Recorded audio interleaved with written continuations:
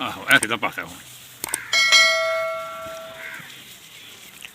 ਚੋਰ ਜੀ ਮੁੰਡੇ ਦੇ ਮੂੰਹ ਵਿੱਚ ਆਉਣ ਦੇ ਇੱਕ ਵਾਰੀ ਹੁਣ ਵੇਖ ਇੱਧਰ ਆਹ ਗੱਭਰੂ ਪਾ ਇੱਕ ਭਰੀ ਦੇ ਵਿੱਚ ਕਿੰਨੇ ਖੱਬੜ ਵੱਟੇ ਜਾ ਸਕਦੇ ਨੇ? ਇੱਕ ਭਰੀ ਵਿੱਚ ਕਮ ਅਜ਼ ਕਮ 300 400 ਭਰੀ ਹੋਏ ਸਾਡੇ ਚੁੱਕਣਾ। ਅੱਛਾ ਜੀ 300 350 ਲਾ ਲਓ ਜੀ। ਤੇ ਕਿੱਲੇ 'ਚ ਕਿੰਨੀਆਂ ਭਰੀਆਂ ਨਿਕਲਦੀਆਂ ਕਣਕ ਅੱਛੀ ਲੱਗੀ ਹੋਏ ਤੇ?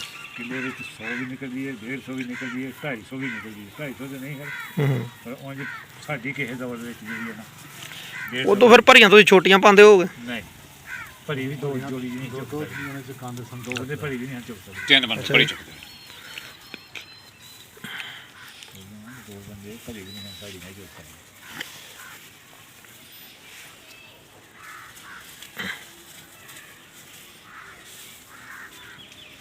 ਚੋਰੀ ਚਾੜ ਛੜਾਉਣ ਗੁੱਸੇ ਨਾਲ ਨਹੀਂ ਦੇਖੀਦਾ ਪੁੱਤਰ। ਹਾਂਜੀ ਮੁਸਕਰਾਹਟ ਜਾਰੀ ਰੱਖੀਦਾ ਹਾਸਾਂ ਵਾਲਾ ਖੁਸ਼ ਖੁਸ਼ ਰੱਖੀਦਾ।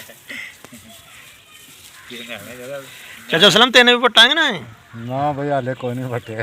ਅੱਛਾ ਜੀ ਵੱਟਣੇ ਨੇ ਯਾਰ ਨਿਆਣੇ ਜਿਹੜੇ ਨਾ ਖੁਸ਼ ਖੁਸ਼ ਨਹੀਂ ਠੀਕ ਹੈ। ਅਸੀਂ ਵਿੱਚ ਆ ਗਏ ਨੇ ਨਹੀਂ ਆਏ ਤਾਂ ਵੀ ਆ ਸਾਡੇ ਕੋਲ ਪਠਾਉਣ ਹੀ ਇੱਕ